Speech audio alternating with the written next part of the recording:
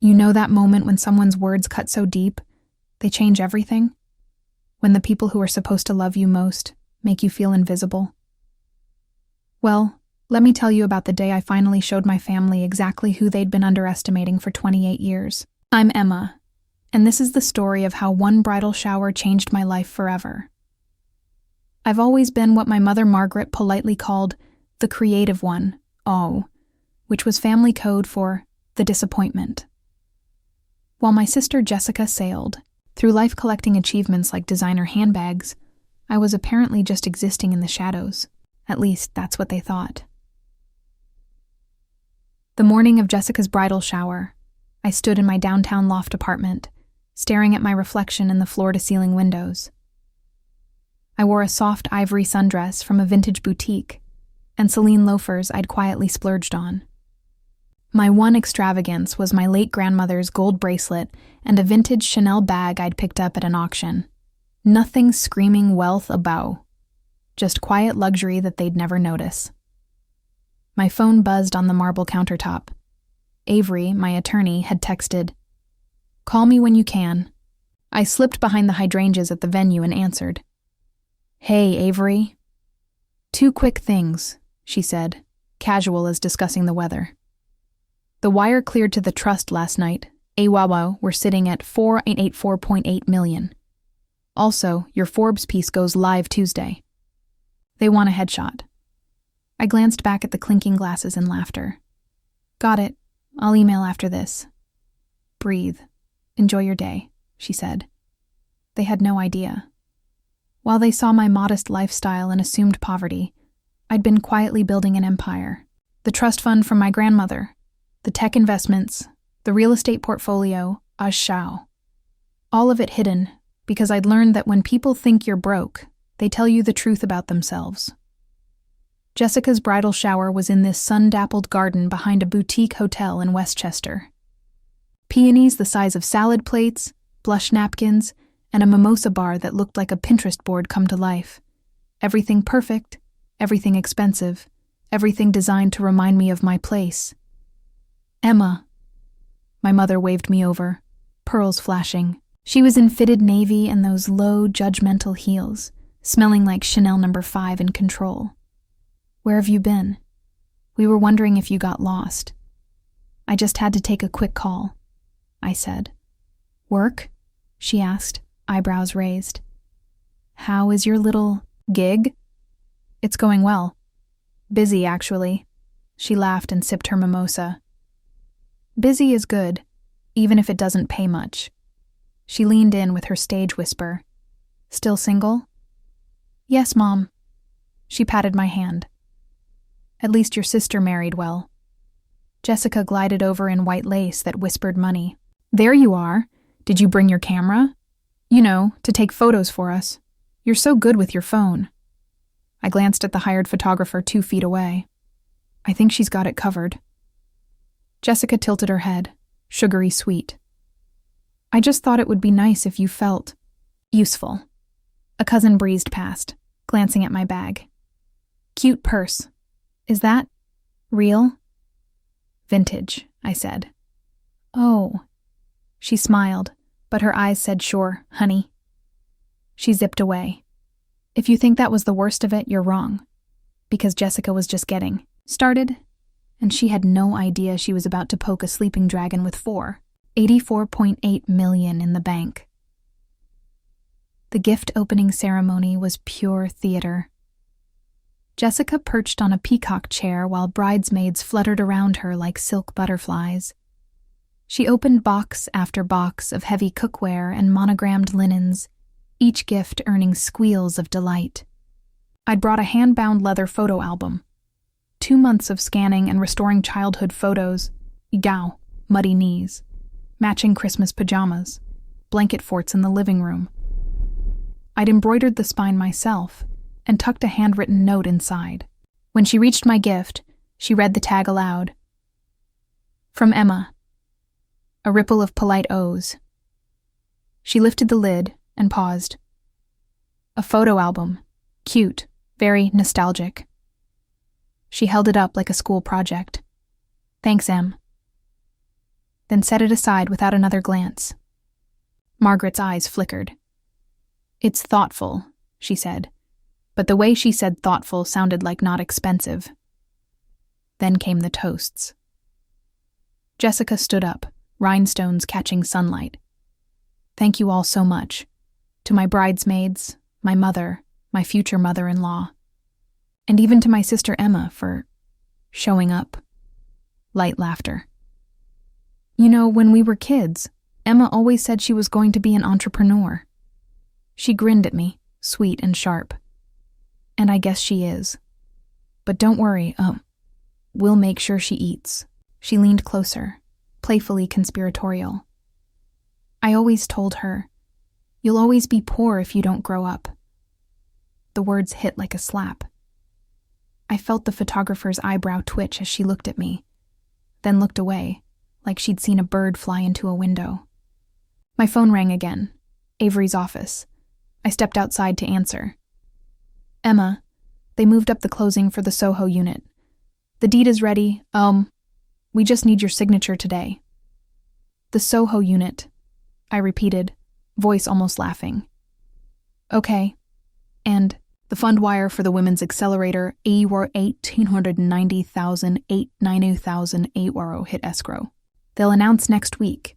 You'll be top-line limited partner." I hung up and touched the garden table edge. The world felt layered. The top full of peonies and matching cocktails. The one underneath with documents and deeds and numbers that make other numbers.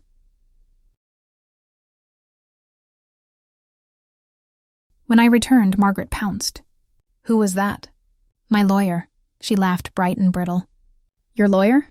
"Oh, Emma, don't be dramatic. What could you possibly need a lawyer for? A parking ticket?" "I'm not in trouble, Mom." "Good. We can't have that."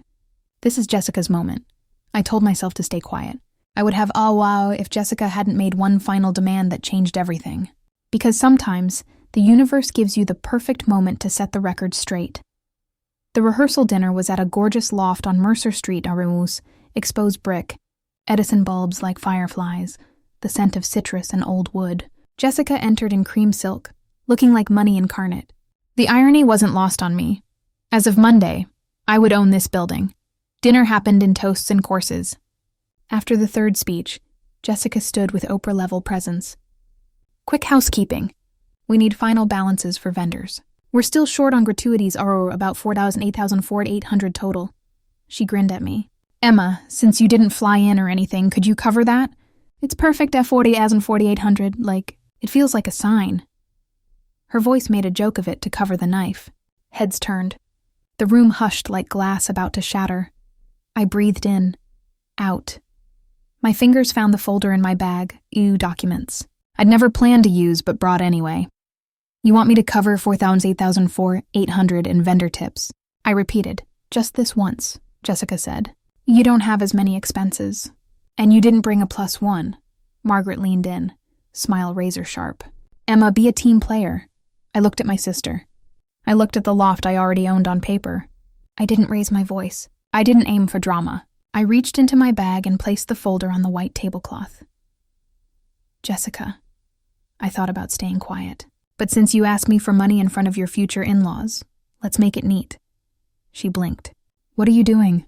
I opened the folder and laid out 3 documents like cards. The banker in Daniel perked up visibly.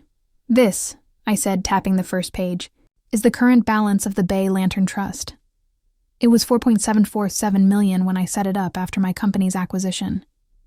As of this morning, it's $800,000, $4,800,000. People leaned forward. People who had never leaned toward me suddenly couldn't look away. Jessica laughed, confused. "A trust? For what?" "Asset protection. After the exit, we sold for $23 million. My share wasn't all of that. But I put $4.7 million into this trust 2 years ago. It funds companies, gives women money, protects my assets. It's not a family charity." Margaret's mouth opened and closed. "You what?" I slid the second document forward. "This is the property deed for this loft. The seller signed this morning. Recording Monday. The owner of record will be Bay Lantern Trust. That would be me." Jessica stared. "No, Daniel's colleague's firm owns this. They own it until Monday." "Then I do." The third document was Forbes. I placed it carefully, my name in thick font. This covers the accelerator I co-founded and the philanthropic fund I owe $190,008 so far euro that seeds scholarships for women in tech. That's why my lawyer keeps calling. Not parking tickets? Silence like snow. Someone whispered, 4.8 million? Another voice. She owns the loft? Jessica's face scrambled through expressions. You're doing this now? At my rehearsal dinner? You asked me for 4,800 like it was tip money, in front of everyone. You said I'd always be poor at your shower. You made a joke of me. I'm not doing this to humiliate you, Jess. I'm correcting the math. Daniel cleared his throat. Emma, wow, that's genuinely impressive. Margaret found her voice. Why didn't you tell us? We're family. Because when I told you about wins, you said get a real job. When I brought home ideas, you said marry well. I didn't want money to be another measuring stick. I wanted something that was mine. Jessica crossed her arms. So you're better than us now? No, I'm not better. I'm just not less. Nobody expects the fallout. We think the reveal is the end. But the aftershocks?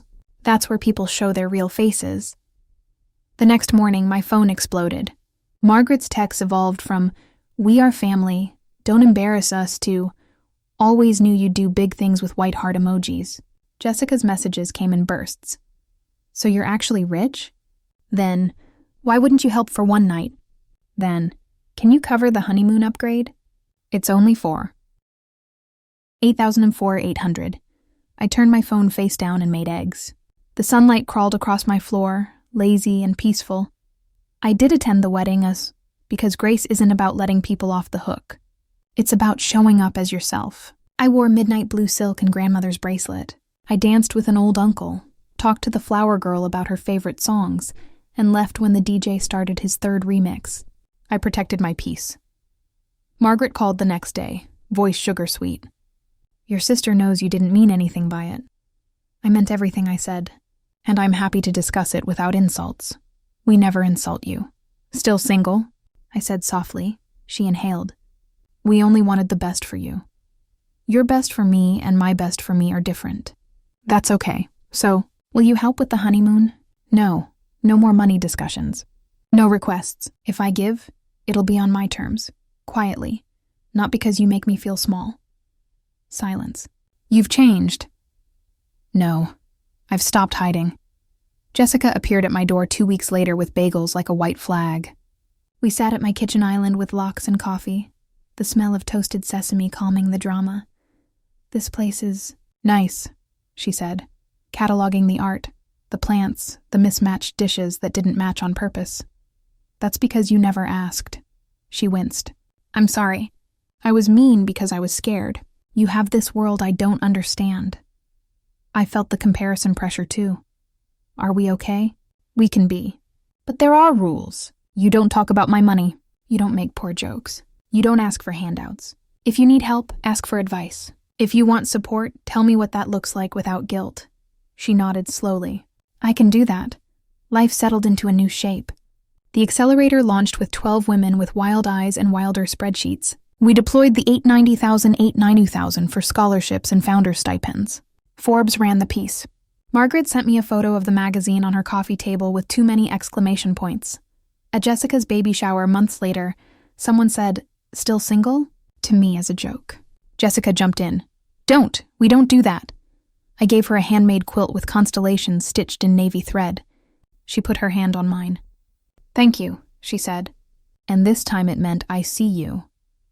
If you're listening and you've been the Emma in your family, yow, measured and found wanting, because your path isn't a checklist, yow. Here's what I learned. Money won't fix that. Silence won't either. But boundaries will save you. I didn't get revenge. I got right with myself. And there's a different kind of power in that. The calm kind. The kind that doesn't need a microphone or a waved spreadsheet. The kind that sits with coffee, flips through a magazine with her name in it, and shrugs because the real trophy is the life she's building on a Tuesday.